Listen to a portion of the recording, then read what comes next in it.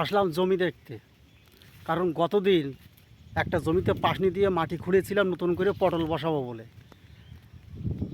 কিন্তু তারপরে বৃষ্টি হয়ে যাওয়াতে আর নতুন করে পটল বসানো হয়নি। সেই জমিটার কি অবস্থা আছে তাই এখন দেখতে এলাম। জমি দেখতে এসে এই বন্ধুর সঙ্গে দেখা হয়ে গেল। কৃষক বন্ধু তেল দিচ্ছে ঘাস মারার জন্য।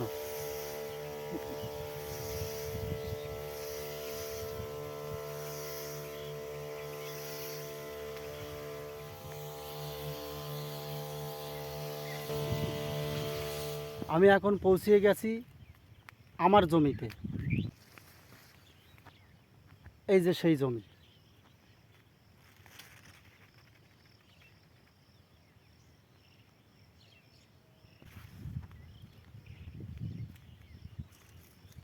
পটলের গাছগুলো নষ্ট হয়ে গেছে বলে নতুন করে আবার পটল বসানো হবে। এই গাছগুলো আর রাখা হবে না। এইগুলো সব তুলসী পড়ে গেছে, তোক্তা পড়ে গেছে। আমরা এই যে পাতাগুলো দেখলে বোঝা যাচ্ছে, আমরা এই ধরনের গাছগুলোকে বলি তুলসী পড়ে গেছে বা তোক্তা পড়ে গেছে।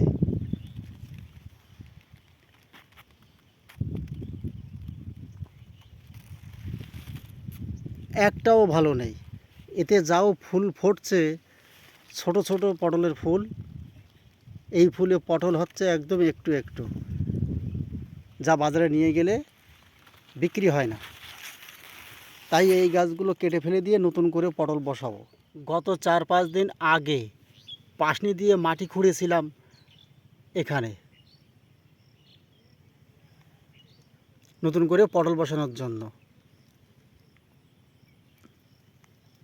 বৃষ্টি হয়ে যাওয়ার পরে এই মাটিগুলো শক্ত হয়ে গেছে, চেপে গেছে।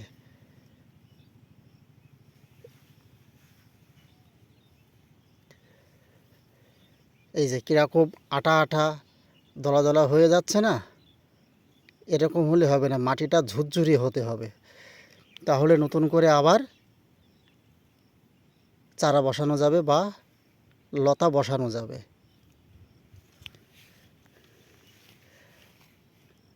যেহেতু বৃষ্টির জল হয়ে এই মাটিগুলো চেপে গেছে, তাই এখন আবার খুঁড়তে হবে।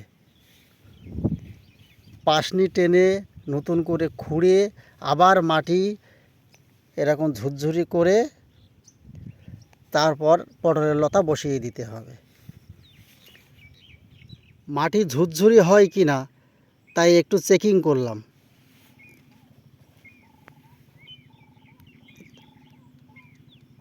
মোটামুটি ভালোই ঝুরঝুরি হয়েছে। যেটা হাত দিয়ে খুঁড়েছিলাম ওটা পাশে নরম, আর এটা মাঝখানে।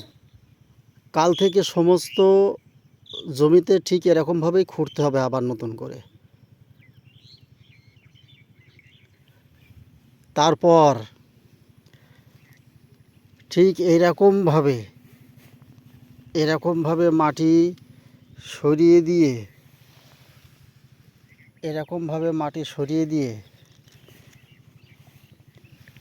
এই যে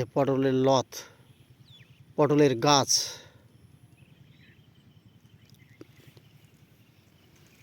ঠিক এইভাবে রেখে দিতে হবে। এই মাটি চাপা দিয়ে ঠিক এইভাবে আবার নতুন করে বসানো হবে। এই যে মাটির তলায় দিয়ে দিলাম যে লতাগুলো বা গাছগুলো, ঠিক ওই গাছের যে গিঁট আছে ওই গিঁটের থেকে আবার নতুন চারা জন্ম নেবে। সেই নতুন করে জন্ম নেওয়া পটল গাছ একদিন আস্তে আস্তে এরকম হয়ে যাবে।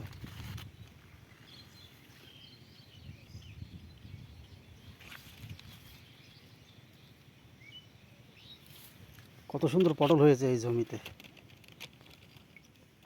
আমাদের জমি দেখা হয়ে গেল, এবার আস্তে আস্তে বাড়ির দিকে যাব। কালকে আসতে হবে পাশনি নিয়ে। ওই যে দেখলাম যে জমিটা, ওটা খুঁড়তে হবে।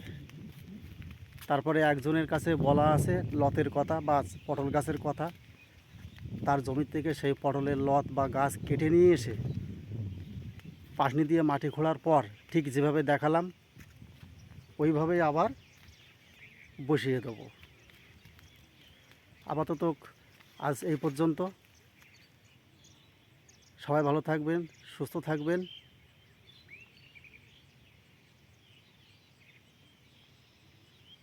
কত সুন্দর পটল এই ভাইটার।